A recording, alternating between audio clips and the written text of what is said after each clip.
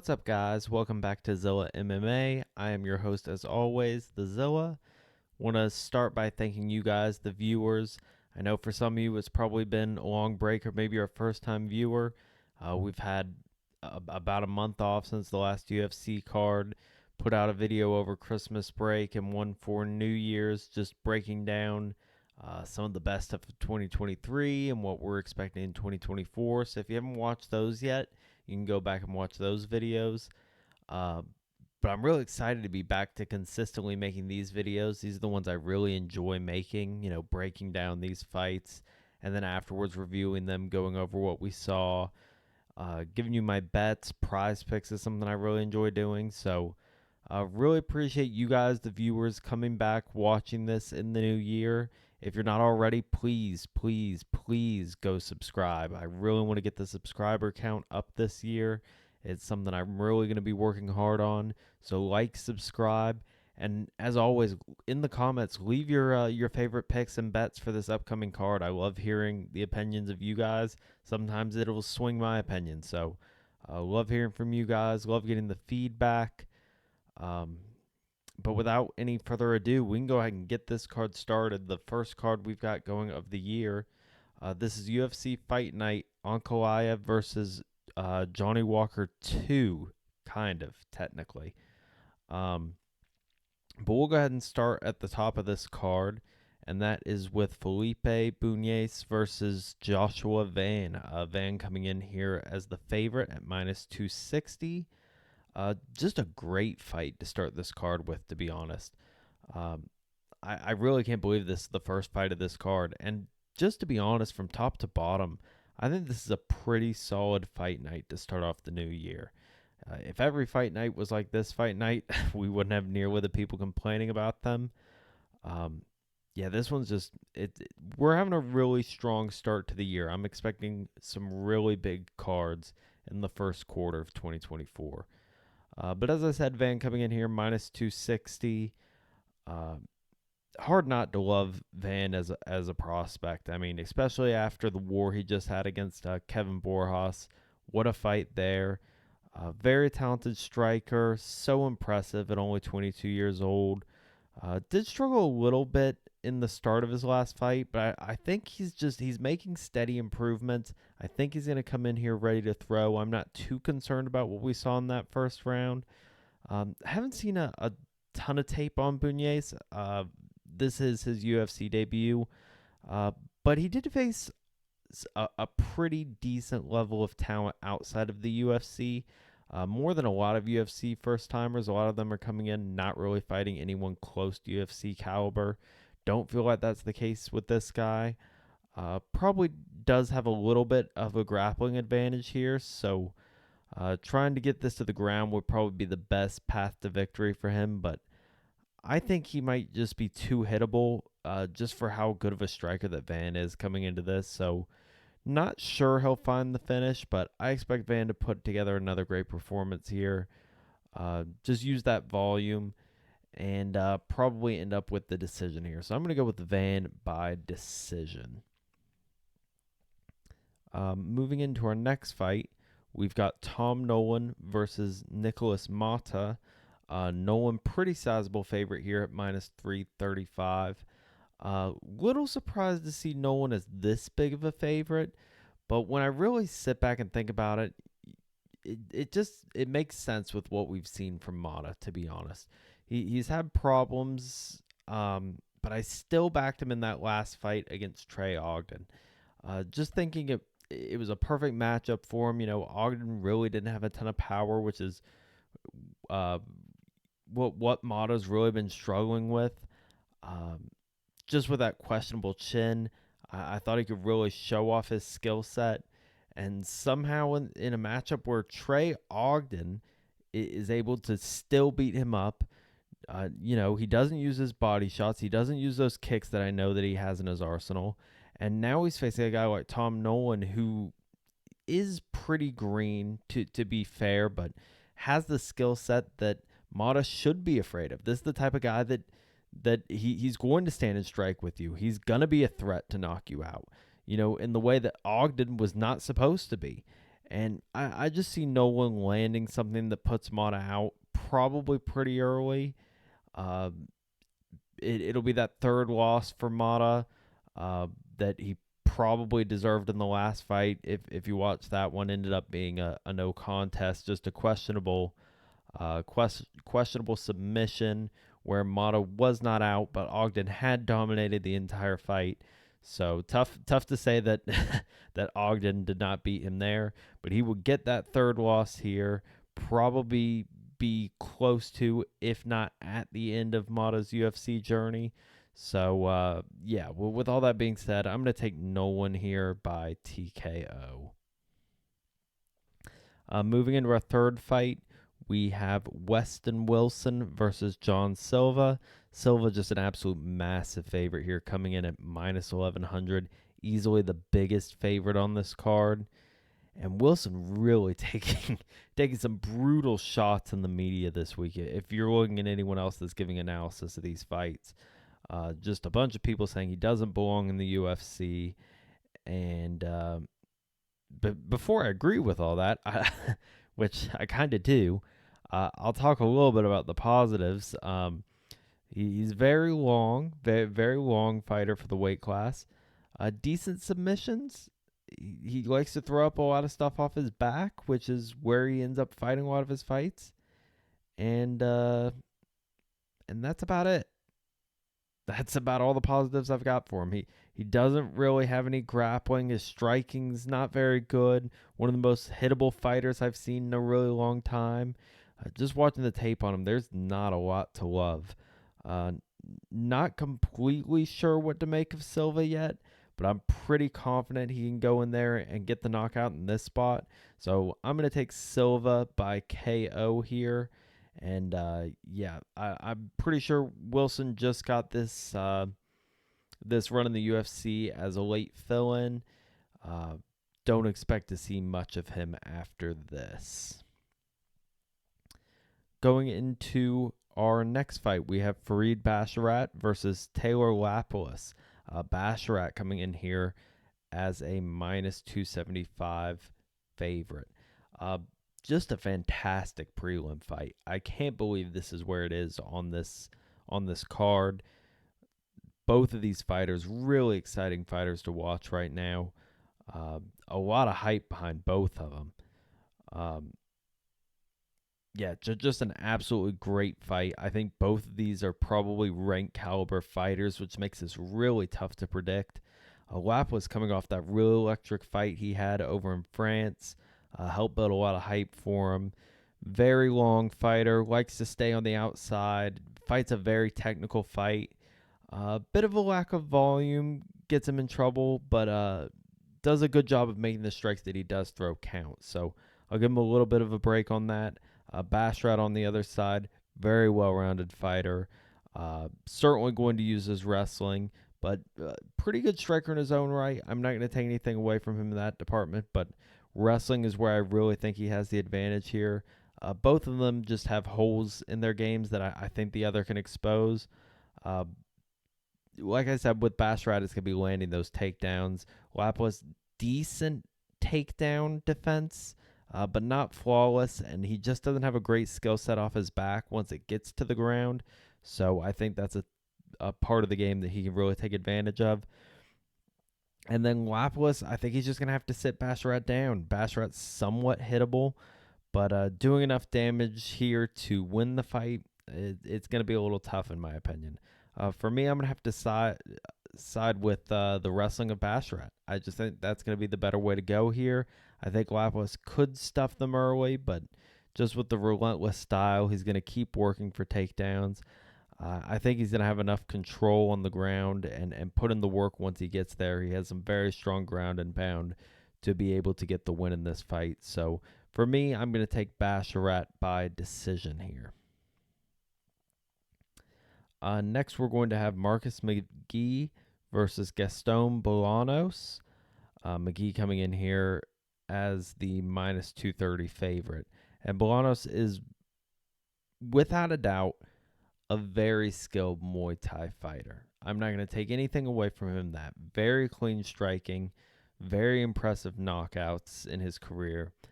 but I just feel like there's some questions about him as an overall MMA fighter. Just like a lot of fighters that come from strictly striking backgrounds, we've seen it with other fighters before. He really doesn't have everything that's to be desired in a ground game. Um, and because of that, he's had some losses to some pretty low level MMA opponents, some people that really a guy of his caliber should not be losing to. McGhee on the other side, not this amazing world beater wrestler, but I definitely think he's going to have the advantage there. I hope he chooses to use it. Um, he also has plenty of speed, plenty of power on the feet. I think he could definitely give Bolanos some trouble there as well. Not one of my most confident picks on this card, but I do think McGhee should have an advantage here. So I'm going to have him ending up getting this to the ground and getting the finish there. I'm going to take McGhee here by submission. Moving into our next fight, we have Matthew Semmelsberger versus Preston Parsons. Semmelsberger coming in here as a slight favorite, minus 125 at the moment. And this is, for me, just about as close to a 50-50 fight as you're going to get. Huge holes in both these guys' games. I think both of them can exploit. Looking at Semmelsberger, I just feel like he's burned me repeatedly. He's a better fighter, in my opinion, than his record reflects, but at some point that doesn't really mean anything. I mean, he has a problem letting his opponent stay in fights where I feel like he's doing enough to win it, and then he runs out of gas, lets his opponent back in, and ends up losing fights that really he should be winning. A lot of great power. He's a solid striker. But I still, in this fight, I see him at a pretty big disadvantage in the grappling department. Parsons definitely has the ability to hold Semmelsberger down for 3 rounds and get the decision, but he's also at risk of getting caught, trying to get it there. I think he's very hittable and could get taken out before he even gets the chance to execute his game plan. Really a 50-50 fight. I'm not crazy about backing either of these guys. Could go either way. I'm gonna back Semmelsberger one last time. Fighting for his job here. He has to get the win. And I know he's capable of it. So I'm gonna back him. I'm gonna take him to get the knockout. And that'll be the pick here. I'll take Semmelsberger by KO. Moving into our next fight, Andrei Arlovski versus Waldo Cortez Acosta. Acosta, a huge favorite here at minus 700. I really don't like getting a heavyweight at this number. Minus 700 at heavyweight is a really tough number for me to swallow. But I don't see Arlovski getting this one. You can't take anything away from what he's done in his career, but he's coming up on 45 years old at this point, and probably well past his prime, probably well past his retirement age, if we're being honest here. And he also just doesn't have a skill set that Waldo struggles with. Maybe if he was more of a wrestler, maybe I could see a way that he would still have a path here. But even with me not being the biggest believer in the world in Waldo, this just isn't a spot where I think Arlovski's going to have much of a chance. And I think he's going to have the striking to get Arlovski out of there. I'm hoping this is going to be the last we see of him. No offense to the guy. Like I said, he's had a great career. Can't take anything away from him, but everybody has that day. I think we're there with Arlovski. So the pick for me is going to be Waldo here. I'm going to take him by knockout. Moving into our next fight, Phil Hawes versus Bruno Ferreira. Ferreira, small favorite here at minus 130. Two guys that are both going to be coming into this fight headhunting from everything I've seen. Both of them coming in here, both of them coming off knockout losses. So, both of them capable of getting knockouts, both of them capable of being knocked out. I think there's really no question Hawes definitely, historically at least, has the worst chin between these two, and that makes it really hard to back him. I've been on the wrong side of a Phil Hawes knockout more than once. But with that being said, I think Hawes is fully capable of going out there and doing the same to Ferreira. I mean, watching the tape, I'm really more impressed with what I've seen from Hawes' striking just as a whole. I think he's really improved over the years. His ability to mix up his shots, give different looks to his opponents, mixes in kicks really well. He has a really impressive striking game. And he's also a solid wrestler. He hasn't used it in recent fights, but I think that would be a great way to neutralize a lot of the threats in Ferreira's game plan. I mean, I think that's the way he's going to be trying to fight. If he's using that wrestling, he could really restrict that. But with all that being said, it's still going to be scary watching this and knowing how fragile Phil's chin can be and that he could get taken out at any moment. I may end up regretting this, but I do need to find some dogs on this card. This is not a card where I've found a lot of dogs that I really like, and I still believe Hawes definitely has the skill set where he can win this fight. So I'm going to take him to get the knockout here. The under, also a good bet in this fight. We'll get to that later, but I'm going to go with Hawes by knockout. Next up, we have Ricky Simón versus Mario Bautista. Simón, the favorite here at minus 185. And Simón coming off a real tough loss in that fight against Song Yadong. Not going to take too much away from him for that fight. He seemed to kind of fall in love with his hands. A lot of these great wrestlers seem to kind of want to do that. Got away from his skill set a little bit and let that fight get away from him. But I definitely think he can bounce back. Now, he doesn't have an easy opponent to do it against here. Facing Mario Bautista, he's on a 5-fight win streak coming into this. And Batista's been working his way up to this for a while now. I mean, working up to this level. But I think we learned a lot about him that we hadn't seen yet in his last fight against Blackshear. We haven't really seen Bautista fight many wrestlers, but we saw him really struggle with that part of Blackshear's game. And expect what you saw from Blackshear and more from Simón. He really knows how to use that part of his arsenal effectively. Now, there's always the chance Ricky decides to fall in love with his hands again. I think he could compete on the feet, but if he sticks to his game plan, works for those takedowns, he dictates where this fight takes place, I think Ricky should be able to win this fight and get back on track and grind out a win here. So for me, it's going to be Ricky Simón, but Mario Bautista definitely has a fighter's chance, especially if this stays on the feet. That puncher's chance is always there for him. But for me, it's going to be Simón by decision. Moving into our next fight, couple older fighters here. We've got Jim Miller versus Gabriel Benitez. Miller now the favorite in this fight, and actually has moved all the way up to minus 150, which is crazy at this point. But hard not to love what Jim Miller's done. I mean, just crazy at the age of 40 what he's been able to do. Just a complete resurgence of his career. You can say all you want about the quality of fighters he's fought, but this guy's 40 years old. Give him a break. Give him some credit for the work he's put in here. It's really impressive.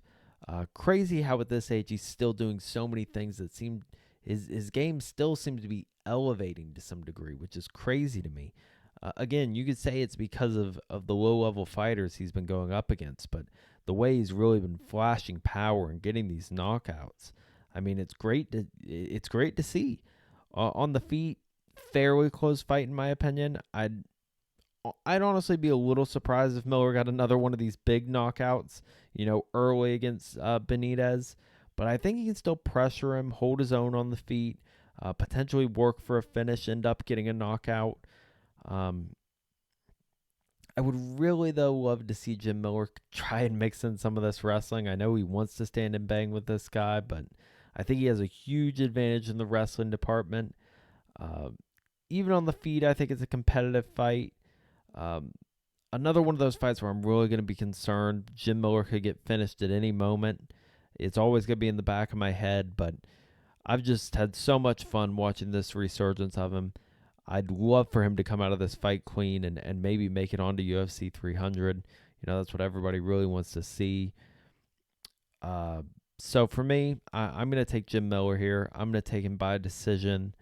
Like I said, really enjoyed what I've seen from him. hopefully he can keep it going just a little bit longer. And then that'll get us to our co-main event, Matheus Nicolau versus Manel Kape.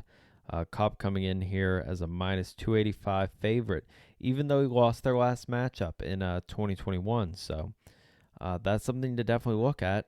Surprising for some, not really for me, just seeing the improvements that Kape's made over the years. I think they got it spot on with this line. He really struggled early in his UFC career, but and a lot of that's credited just transitioning into another brand. Came from a place where he fought with shoes on, said he had a lot of trouble adjusting to fighting in the octagon barefoot. But he's really just coming to his own. Just such a fun fighter to watch. Just so impressive when he decides to show off that speed, let his hands go. Just has so much power for how fast he is. Great to watch. And then Nicolau on the other side, a precision striker, great striker in his own right, but definitely finds himself some trouble sometimes when he doesn't really let his hands go, doesn't have the volume he needs to have. I feel like these two are pretty evenly matched in a lot of aspects of their game, but I think there's a good chance Kape wins this fight on points just because of the amount of volume he's going to throw. He's going to have the more impactful shots. He's going to have more shots. There's a chance this fight makes it to the ground. I'd give a slight edge to Nicolau if that does happen. And that may be a path of victory for him, going down and getting some control time. But for me, overall, it's just going to be a great fight. I'm going to side with Kape just because of all the improvements I've seen and how much I've fallen in love with his striking. I think he goes out there and gets it done here. So I'm going to take Kape in this spot by decision. And finally, we have our main event, running it back between Magomed Ankalaev and Johnny Walker. Ankalaev coming in here as the heavy favorite at minus 550. A bigger spread than what I was expecting. But if you watch my 2024 preview video, if you haven't yet, you can always go back and watch that previous video to this. I'm an Ankalaev backer in 2024. And so, I'm backing him in this spot. I think he could be a contender for the title by the end of this year. It all starts with winning this fight. I see it being pretty similar to what we saw in that first fight leading up to that illegal shot. Everyone kind of remembers the fallout of the illegal shot and the big scene that broke out afterwards. But they don't remember leading up to that Ankalaev was actually pretty dominant in this fight. He was looking pretty solid up to that point. I won't take anything away from Johnny Walker. There was a time that, I really expected him to be the next big thing in this division, contending for a title against John Jones. Everyone was talking about him as the next big thing, and then he goes out there, loses 4 of 5. All that completely comes to a halt. Looks like he's close to being out of the UFC, and he's kind of built himself all the way up to being a contender again. I love his style. I love the way he carries himself. I think he's an amazing fighter to have in the UFC. Definitely has a puncher's chance in this fight, but as much as I love him and as tough as this analysis is to give, I think Ankalaev is better than him pretty much everywhere. Very strong wrestler and a very strong striker. I think he'd be smart to use his wrestling early, not give Johnny Walker that puncher's chance. But honestly, I think he can win this fight pretty much anywhere he wants to. We've seen Walker be a little chinny in the past, so I think there's a good chance Ankalaev shows off some of that striking early.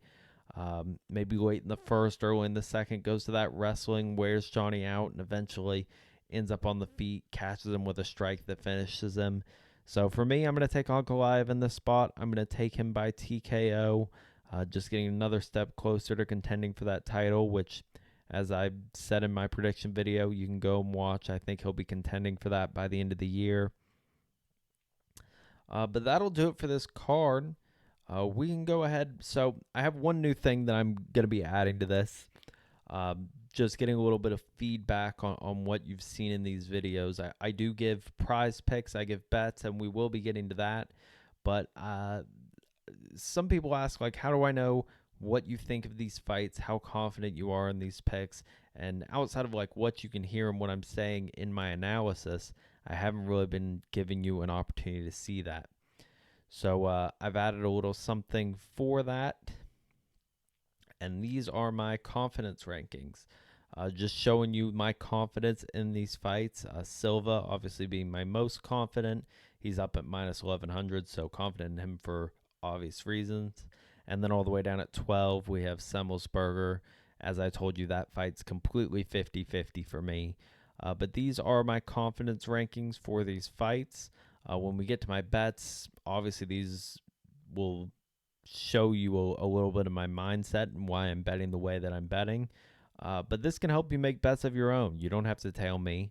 You can use the information I'm using to make bets of your own. I really encourage that. So hopefully this is useful to you as well. But we'll go ahead and jump into my bets. And we'll actually, let's see. Well, we can go ahead and start with my straight bets and parlays. I'll be parlaying Van and Nolan, a couple guys early on the card, getting those two together at minus 125. Later on the card, we'll have Simone and like closing out with that main event, something I can hedge out of if I need to make a little extra money. Have that at minus 120. And then a couple of flyers on these close bets or the dogs. Neither of them are guys I really am interested in betting at their number. I believe Hawes we had at like plus 110 and Semmelsberger as a slight favorite at minus 125. I don't love those, but those are both guys. If they win, I expect to win inside the distance. So got the little juice on that. Have them both at plus 140. We'll sprinkle a little money on those two. But we'll go ahead and jump into my prize picks as well. So we normally only do 3 prize picks. We're coming back into the new year. I just couldn't help myself. Couldn't get myself down to 3. So I'm going to give you guys 5 today. We're going to start with Joshua Van. Like I said, I really like his volume. I think he's going to go in and land a lot of shots. I expect this. Good chance this goes to decision or at least into the later rounds, round 2, round 3. I think he gets to 70.5 significant strikes pretty easily, so I'm taking the over on that. Bruno Ferreira, and Phil Hawes. I do like Phil Hawes, but even if he does not win this fight, I think he would not win because he is knocked out in the first round. I think that's the case for both of these fighters, so I think under 4.75 minutes is a great bet for this one. And the rest of them are going to be fantasy scores, fighters who I think are going to win in fairly dominant fashion that I feel good about taking these scores on. First one is going to be Kape here at over 85.5. Next will be Waldo Cortez Acosta at over 114.5. And finally, Tom Nolan at over 116.5. And you can go use these in any way you want. Add them with your own picks.